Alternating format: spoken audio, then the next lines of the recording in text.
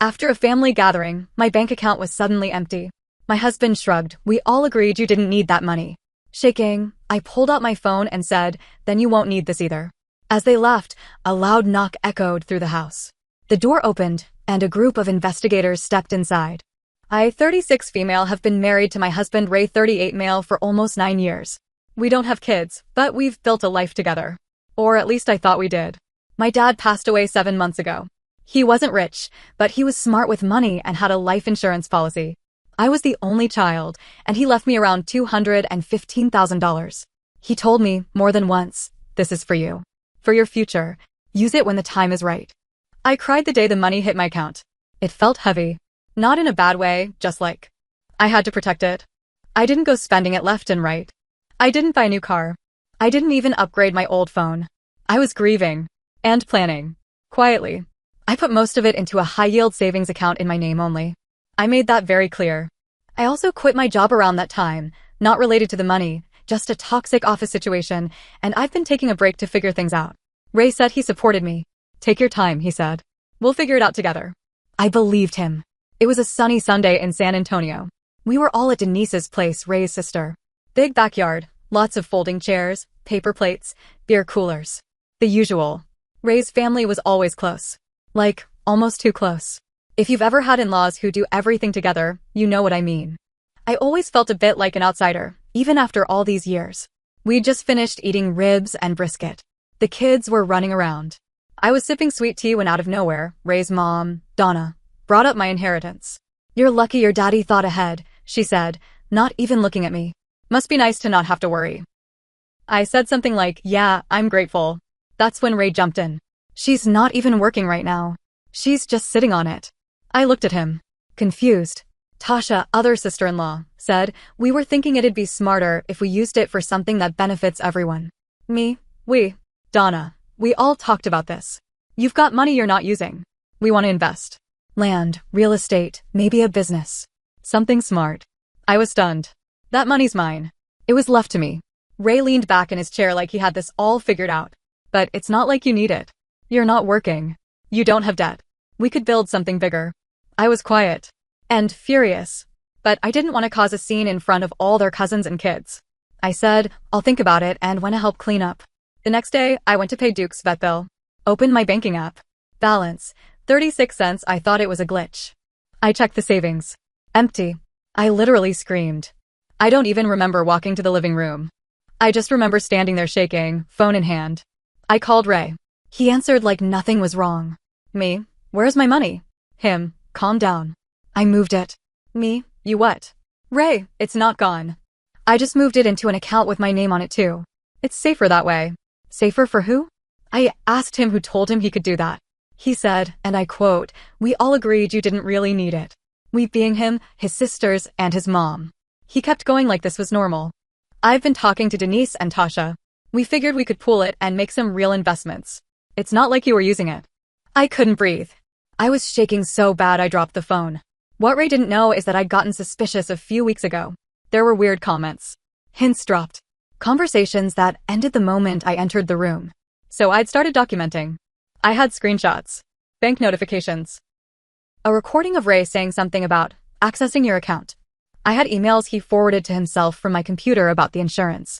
I also had a cousin, Aaron, who works in financial investigations. I called him in tears. He said, do not confront them. Let me handle this. He looped in people. Told me to sit still. Keep acting normal. For 3 weeks, I gathered info. Every whisper. Every suspicious withdrawal. Every shady Venmo note. All of it went straight to Aaron and his team. They traced funds going into a shell company Tasha had registered. They found out Denise had used some of it as a business deposit. And Donna? She tried to get her church to co-sign a loan using my money as collateral. That night, Ray came home with Tasha and Donna. Like some kind of intervention. Ray, you've been acting hostile.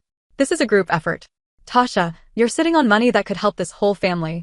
Donna, God wouldn't want you to be selfish. I was on the couch. Cold. Quiet. Then Ray said, it's not like we stole it. It's all in the family. They laughed.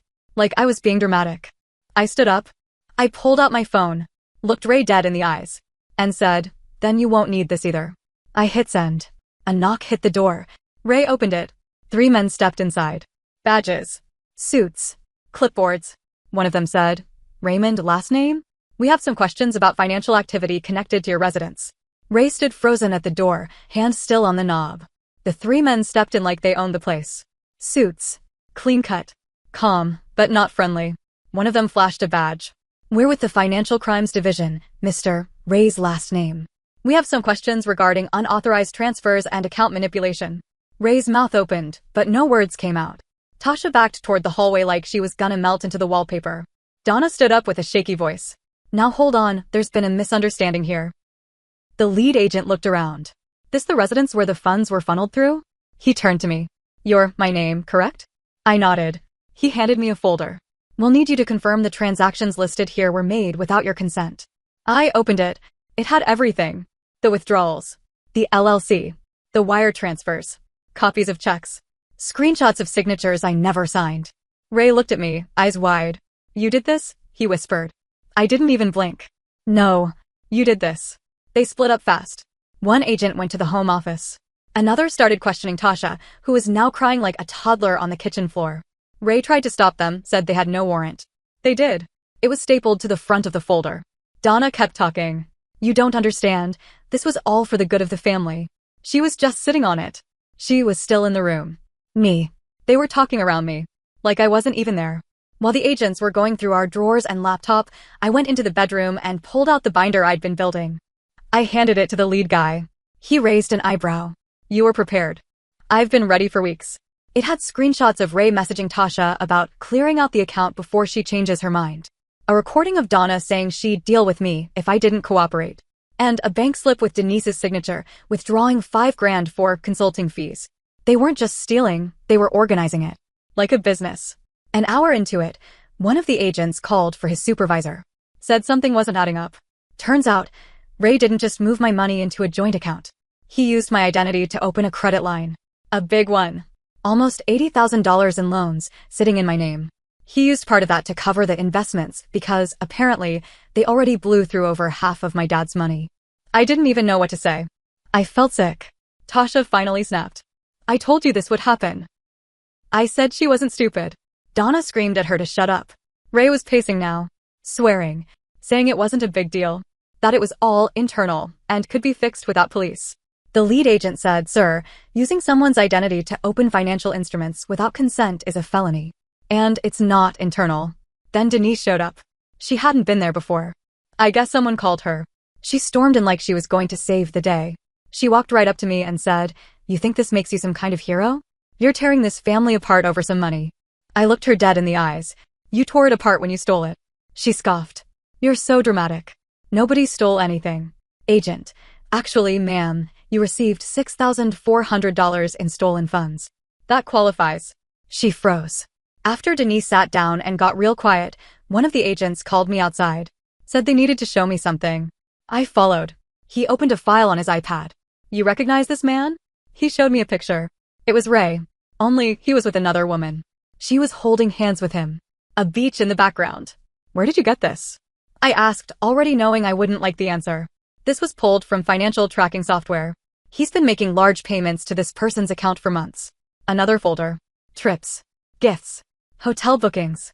One line item. $5,800 diamond necklace. I felt everything fall out of me. I had known things were off. But not like this. The woman's name was Stacy. And she wasn't just someone Ray was seeing. She was listed as a co-signer on one of the secret accounts where my money had gone. Meaning, he was planning a life with her. With my money. I stood there in the yard, staring at the street, cars going by like nothing was happening. Inside, the shouting continued. Outside, my world tilted. One of the agents said, We've seen this pattern before. He was probably going to drain everything then leave. I asked, So what now? He said, Now we go deeper. Just as they started pulling evidence off our shared laptop, someone found a hidden folder. Encrypted. They cracked it. And inside were PDF files of other people's documents. Not just mine. Tasha's ex-husband's info. Denise's college roommate's social. Even Donna's old boyfriend's tax records. I looked at Ray. He sat on the floor. Silent. Head in hands. One of the agents said, Looks like someone's been doing this longer than just you. Another added, We might be dealing with a serial fraudster. So, yeah. Turns out Ray wasn't just a lying thief. He might have been a whole fraud operation by himself. The agents took the laptop and made a copy of the hard drive. Then one of them pulled me aside again. "There's more," he said. I laughed. Not because it was funny. Because I was at the edge of breaking. Of course there is. Apparently, Ray had an alias. Not just a fake email. An actual alternate identity. Same birthday. Different name. Different driver's license. Same photo. He had a fake LinkedIn too. Under the name Ryan K. Sellers. Claimed he was a freelance financial consultant out of Dallas. With a completely made-up resume. But it worked. Because with that identity, he opened multiple business accounts. Some had my stolen money funneled in, some didn't. Worse, one of the accounts had deposits from people we didn't even know. Other victims. He was selling fake investments. Crypto, real estate, LLC shares, total scams. They traced $40,000 to a woman in Oklahoma who thought she was buying into a land flip. Another man in Louisiana had invested $15,000 into a startup that didn't exist. Ray wasn't just robbing me. He was running cons on the side. The next twist came when I was called to ID someone in a photo. The agents showed me a group pic. Ray, Donna, Denise, and some man I didn't recognize. Clean-shaven. Suit. Looked like someone who sold insurance. They said, "Do you know him?" "No." "Well," the agent said, "he's listed as a silent partner on one of the LLCs your husband created." Apparently, his name was Terry Vaughn. Guess who he turned out to be? Donna's old boyfriend. But more than that, he was the legal owner of the house Donna was living in. She didn't own it like she claimed. She was fronting. Terry was involved in this whole thing. And suddenly, I realized something else. Donna wasn't just annoying. She was in on it. The deeper they looked, the worse it got. Turns out, Donna had helped Ray forge part of the documents needed to access my high-yield savings account. She used a notary friend who signed off on an authorization letter that I never wrote. That notary? Retired 2 years ago. Fake stamp. Fake everything. The we all agreed line Ray had used wasn't just arrogance. It was a plan. They had been working this out for months. They didn't just pressure me to hand over the money. They planned to take it whether I agreed or not.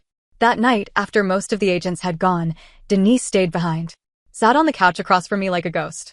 "I didn't know about the loans," she said. I didn't say anything. I knew Ray moved the money. I thought it was temporary. Still silent. Then she looked at me and said something I didn't expect. "I think Mom was trying to get you declared incompetent." I blinked. "What?" She said, "If you didn't agree," she had ways. "Said you weren't working. You were grieving. That it could be spun. That we could get access legally." I felt like the air got punched out of my lungs. Donna was trying to get legal control over me. They weren't just trying to steal money. They were going to go to court and say I wasn't in the right state of mind to handle my own finances. Denise handed me a folder. It was copies of court paperwork. Drafts of documents that Donna had started putting together. Custody-style petitions. Doctor notes she had started writing with the name of my old therapist, also forged. The lead agent called me later that week. "We've got a new problem," he said. Tasha had disappeared. She missed a scheduled interview with investigators. She'd cleaned out her personal accounts and pulled cash from an ATM in Kerrville, then vanished. Now they were calling it interstate fraud. The FBI was being looped in. Ray? Still pretending like he didn't know where she went. But the investigators had already found texts of him telling her to lay low. They were spiraling. All of them. And I wasn't even close to knowing how deep it really went. Within days, Donna's notary friend got questioned. Broke immediately. She had no idea what she was signing. Donna had told her it was a letter for a church donation transfer. She also said Donna had told her I was going through a mental episode and might act paranoid. I can't explain how it feels to know someone spent months trying to paint you as unstable just so they could steal from you without resistance. And worse, how easily they almost pulled it off. So by this point, the whole thing had already started to crumble. Ray was under investigation. Donna was caught forging documents. Denise had turned in court papers that Donna had been hiding. And Tasha? She'd vanished. I didn't think I'd see her again. But I did. It was 2 weeks later, at a preliminary court hearing about the frozen accounts. I was sitting next to my lawyer. Ray, Donna, and Denise were there with their own legal teams. We were all waiting for the judge to enter when the doors opened. And there she was. Tasha. Wearing sunglasses indoors, dressed head to toe in black like someone in hiding. But that wasn't the shocking part. She wasn't alone. Right behind her came Stacy, the woman from the beach photos. The one Ray had been sending money to. The one he told everyone didn't exist. They walked in together. Sat in the back. Silent. My stomach dropped. Even Ray looked thrown off. He turned white. Like he'd seen a ghost. The judge entered. Proceedings started. But it didn't last long. Tasha raised her hand. I have a statement, she said. Everyone turned. Her lawyer walked up and handed the clerk a folder. Then Tasha stood, voice trembling, but clear. I want to confess. I helped move the money. I knew it was wrong. But I didn't know everything. Ray told me it was family money. That she agreed to it. That she didn't want it. That we were protecting it from lawyers. She paused. Looked right at me. I didn't know he was planning to run. That he had someone else. That it was all fake. She glanced behind her. Stacy found me. Told me the truth. He used her too. The entire courtroom went still. Stacy stood up. Spoke without permission. He told me his wife died. That he got insurance money. He said it was his. I stared at Ray. He buried his face in his hands.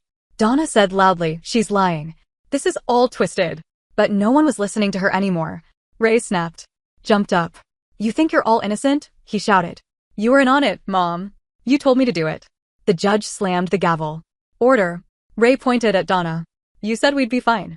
That it was hers, but not really hers. That she was too soft to fight. Denise yelled, you dragged me into this. I never wanted to be part of your scam. Donna screamed, I did what I had to do. Family sticks together. Then she turned to me. And you. You ruined everything. We were a family before you brought outsiders in. I didn't even flinch. Before I brought in the cops? I asked. Or before I found out you were trying to get me declared mentally unstable just to take what wasn't yours? Dead silence. Then the judge ordered everyone to sit down. One of the agents stood and read out the full findings. Fraud. Identity theft. Wire fraud. Conspiracy. Forgery. Unauthorized use of personal information. Court went into chaos. Bailiffs escorted Ray and Donna out. They didn't even look at me. Denise cried. Tasha slumped forward, like the last piece of weight finally landed. Outside the courtroom, Stacy came up to me. Quietly. I'm sorry, she said. I didn't know. He lied to me too. I nodded. I know. She pulled a necklace out of her purse, the one I'd seen in the account logs. Expensive. Gorgeous. She pressed it into my hand. This was bought with your money. You should have it back. I looked at it, then dropped it in the trash can next to us. Ray took a plea deal. He's serving time. Not long enough, in my opinion. Donna is fighting her charges. She won't win. The paper trail is too strong. Tasha turned state's witness. Cooperated fully. Got probation. Denise walked away legally clean, but not emotionally. She tried to apologize. I listened. But I didn't forgive. I moved out of the house. Sold it. Bought a small condo near downtown. Quiet, safe, mine. People always say blood is thicker than water. But the full quote is, the blood of the covenant is thicker than the water of the womb. It means chosen bonds are stronger than family ties. And I believe that now. Ray was my husband. Donna called me daughter-in-law. Tasha and Denise called me sister. But not a single one of them hesitated to lie to my face, steal behind my back, and try to erase my voice just to get what they wanted. I grieved for my dad twice. Once when I buried him, and again when they tried to erase his last gift to me. But I didn't let them. And I never will.